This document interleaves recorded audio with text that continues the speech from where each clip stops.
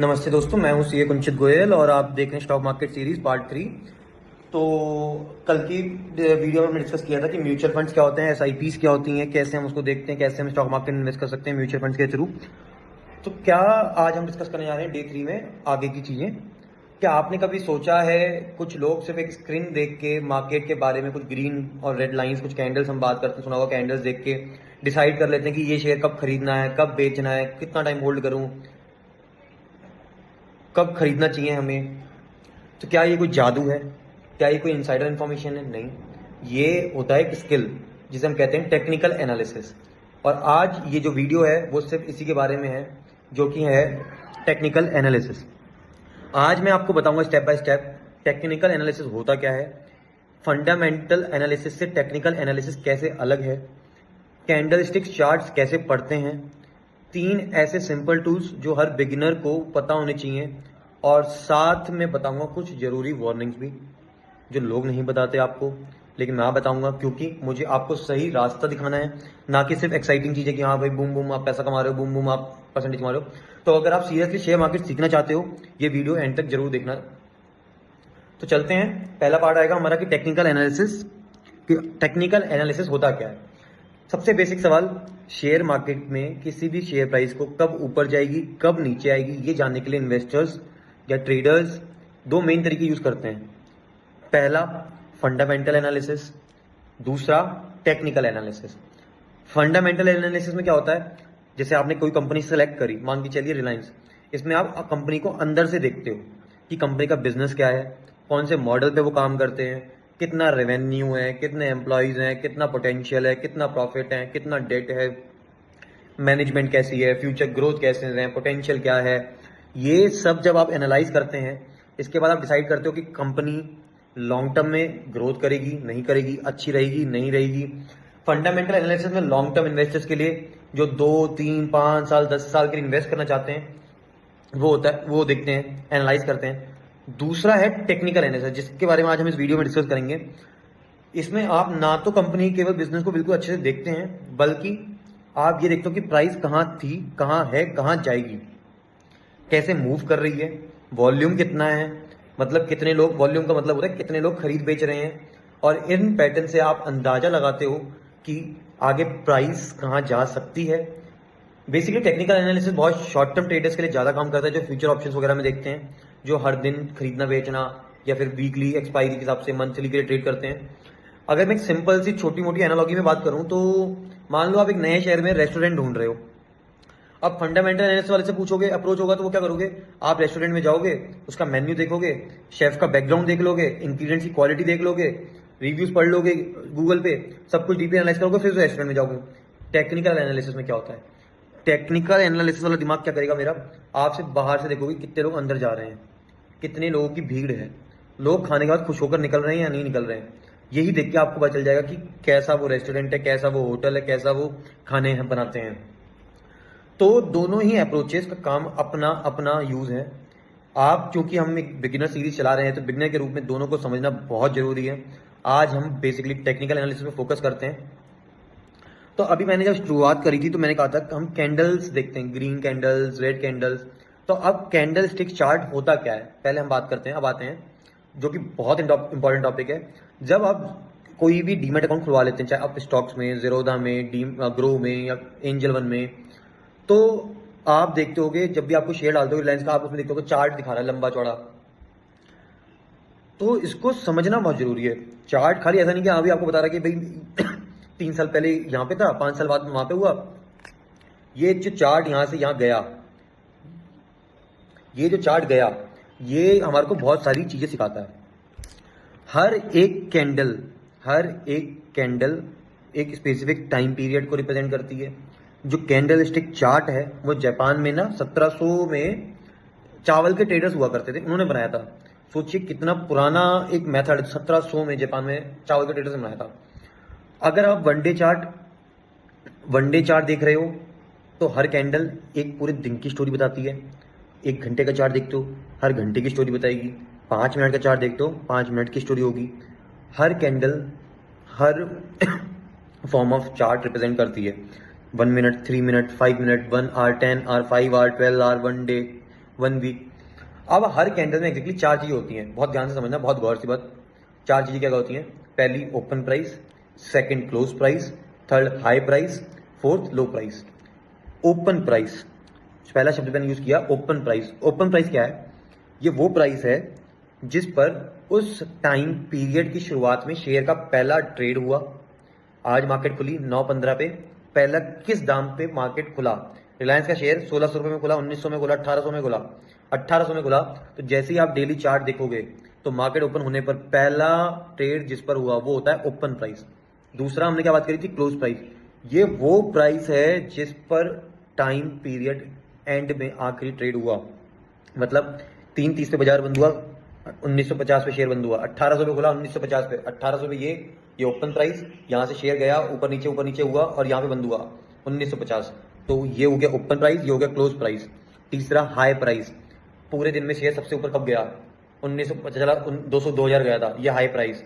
और चौथा लो प्राइस, सबसे नीचे कब गया? अब बात करते हैं कलर की। आपने देखा होगा अलग अलग तरह की कैंडल के रंग होते हैं। अगर क्लोज प्राइस है, ओपन प्राइस से ऊपर है, मतलब कल के दिन क्लोज प्राइस था 1950, कल जो रिलायंस का शेयर था वो बंद हुआ 1950 पे और आज खुला है 2000, यानी क्लोज प्राइस कितना था? कम नहीं, क्लोज प्राइस 1950 है, ओपन प्राइस जो था वो हमारा कितना था? 1800। तो अब जो है हमारा जो शेयर है, ओपन प्राइस जो था उससे ऊपर है क्लोज प्राइस। तो यानी उस शेयर, वो उस दिन का शेयर क्या हुआ? शेयर ऊपर गया, यानी कैंडल क्या होगी? सारी की सारी ग्रीन होंगी। इसका मतलब कि बायर्स ने बहुत ज्यादा इसकी डिमांड थी, हाई वॉल्यूम्स थे, बुल मतलब शेयर्स को बहुत खरीदा, मार्केट में ग्रोथ थी। क्लोज प्राइस अगर मेरा बंद जो शेयर प्राइस बंद हुआ वो मान के चलो 16.5 पे जाता, यानी 1800 से नीचे, तो यानी कलर आ जाता रेड। इन्हें कहते हैं विक्स या शेडो कहते हैं। ऊपर वाली विक हाई प्राइस, जो कैंडल के ऊपर जो लाइन होती है ना, पतली पतली लाइनें होती हैं, हरा कैंडल है, कैंडल के ऊपर एक लाइन होती है, उसे कहते हैं विक्स या शेडो। ये वो ऊपर वाली जो होती है हाई प्राइस दिखाती है, नीचे वाली होती है लो प्राइस दिखाती है। एग्जाम्पल से समझते हैं, मान लो जैसे उदाहरण देते हैं, यहाँ पे जाते हैं, हमारा अपना खुद का डीमेट खोल के दिखाता हूँ मैं आपको।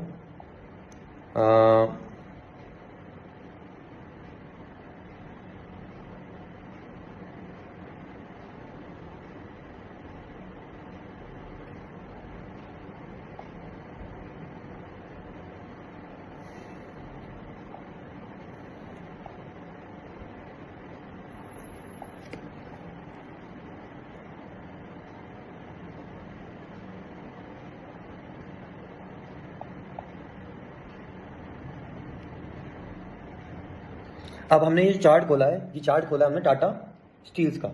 अब टाटा स्टील्स का जो चार्ट देख रहे हो आप, देख रहे हो रेड ग्रीन लाइन्स आ रही हैं, ऊपर नीचे ऊपर नीचे ऊपर नीचे। अब हम इसको जूम करते हैं।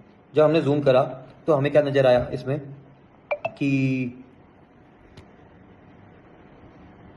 हमें क्या नजर आया? ये जो रेड लाइन है, रेड लाइन के नीचे क्या है? इसे हम क्या कहते हैं? याद होगा, विक्स या शेडो प्राइस। ये शेयर कितना नीचे तक गया? ग्रीन लाइन, ये शेयर कितना ऊपर तक गया? इसके ऊपर जो डंडी है ये होता है ऊपर की। अभी हम चार्ट देख रहे हैं, ये चार्ट कितना है? 1 सेकंड का चार्ट है। तो मान लो टाटा मोटर्स का शेयर आज 900 पर था, खुला, ओपन प्राइस 900, दिन में 950 तक गया, 880 तक गिरा, 930 पर बंद हुआ। तो हम 4 चीजें पढ़ी थी, open price, close price, high और लो। तो इस कैंडल में ओपन कितना होगा? 900, क्लोज कितना होगा? 930, हाई कितना होगा? 950, लो कितना होगा? 880। क्लोज ओपन से ऊपर है तो कैंडल ग्रीन है, ऊपर विक 950 तक जाएगी, नीचे विक 880 तक जाएगी। ये तो होगी कैंडल की पूरी कहानी। एक दिन में क्या हुआ? एक कैंडल में ये समझ आ गया होगा आपको। अब आते हैं 3 मोस्ट इंपॉर्टेंट इंडिकेटर्स। जब हम कैंडल चार्ट की बात करते हैं तो हम 3 इंडिकेटर्स की बात करते हैं इसमें। पहला इंडिकेटर क्या होता है? Support and resistance. ये शेयर मार्केट का सबसे ज्यादा फंडामेंटल कॉन्सेप्ट है। सपोर्ट प्राइस वो लेवल है जहां शेयर का प्राइस जो है बार बार नीचे आके बाउंस करता है, जैसे जमीन या फ्लोर। मान के चलो कंपनी का शेयर जो है 1950 का रेट पे ट्रेड कर रहा है। अब ये कितना जा रहा है? बार बार ऊपर नीचे ऊपर नीचे ऊपर नीचे जा रहा है। तो ये जो नीचे जा रहा है, ये नीचे कहां तक जा रहा है? 1800 तक जा रहा है, 1800 से नीचे नहीं जा रहा है। तो अब इसका जो सपोर्ट बना हुआ है वो कितना बना हुआ है? 1800। मतलब मेरा जो रिलायंस का प्राइस है वो 1800 पे टिका हुआ है। तो स्ट्रॉन्ग सपोर्ट क्या है? 1800। जब ये प्राइस उस लेवल पर आता है, बायर्स एक्टिव हो जाते हैं और वापस प्राइस जब ऊपर जाता है तो बायर्स और ज्यादा एक्टिव हो जाते हैं।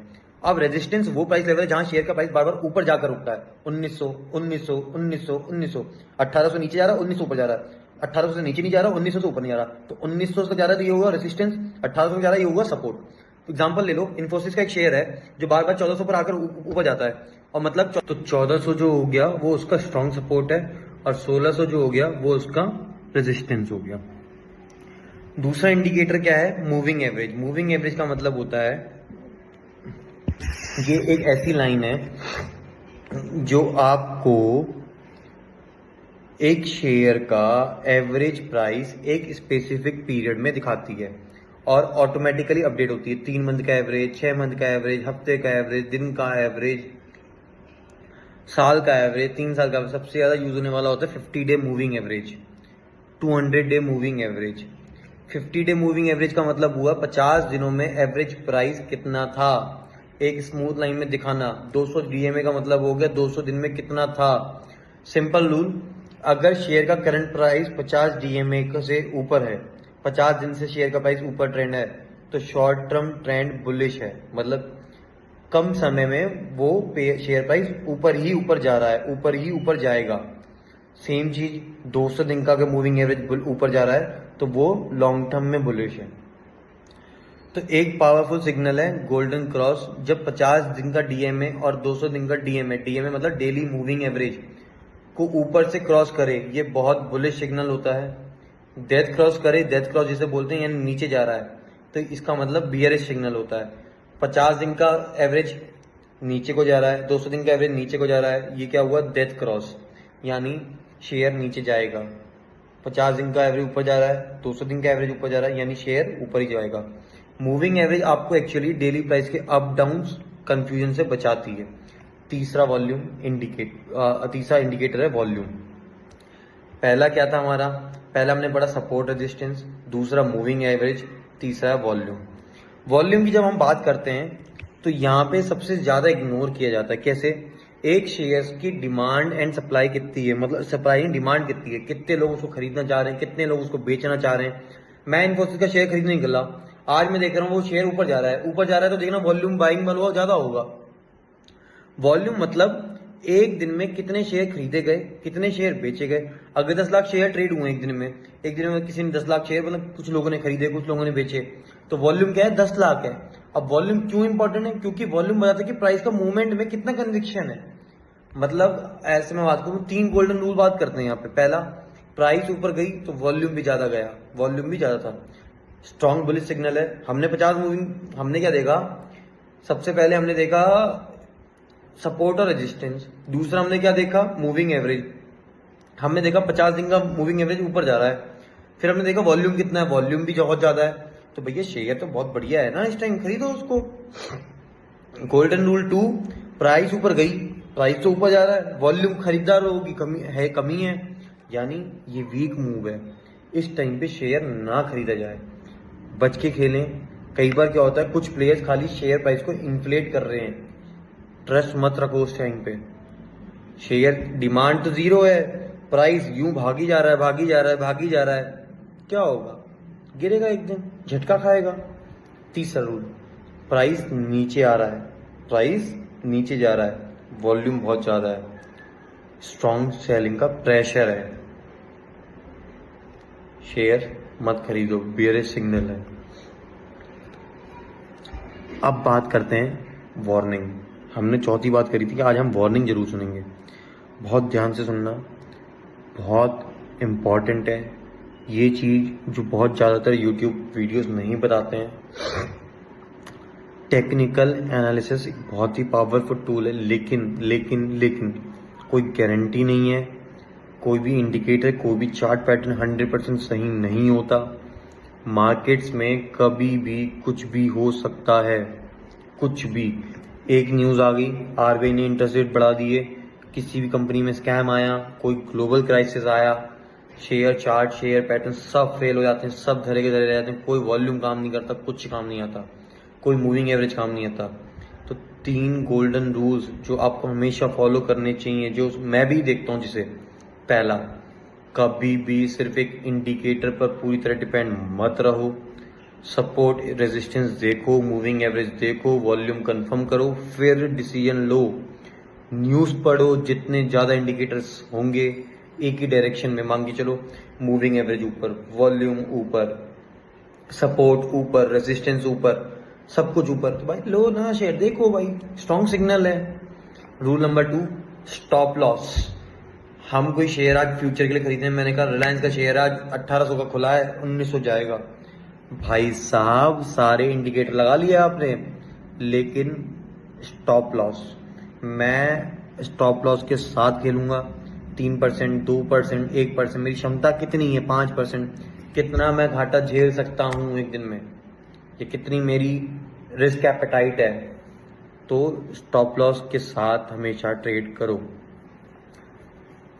ठीक है। बिना स्टॉप लॉस के ट्रेडिंग करने से एक्सीडेंट ही इंतजार जैसा है, एक्सीडेंट के इंतजार करने जैसा है।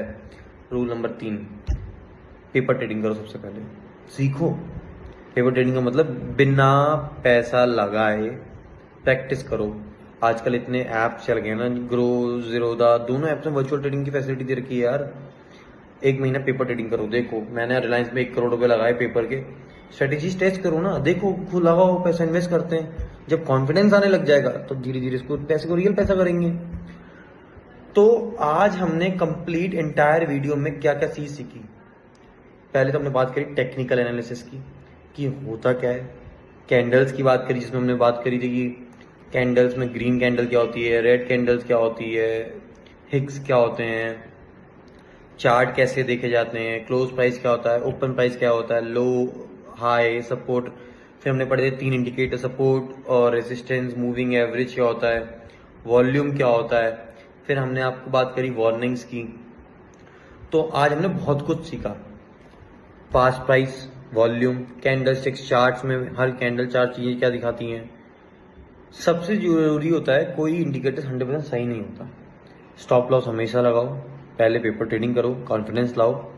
अगला वीडियो मैं बनाऊंगा फंडामेंटल एनालिसिस के लिए, जो कंपनी को अंदर से निचोड़ेगा, कैसे एनालाइज करें, बैलेंस शीट कैसे देखें, प्रॉफिट एंड लॉस कैसे देखें, रेशियोज क्या होते हैं, सब कुछ सिंपल लैंग्वेज में। तब तक के लिए कमेंट में बताओ क्या आपने कभी कैंडलस्टिक चार्ट देखा है, कैसा लगा। और अगर ये वीडियो हेल्पफुल लगा है तो लाइक करो, शेयर करो, सब्सक्राइब करो। मैं सीए कुंचित गोयल, मिलते हैं अगली वीडियो में।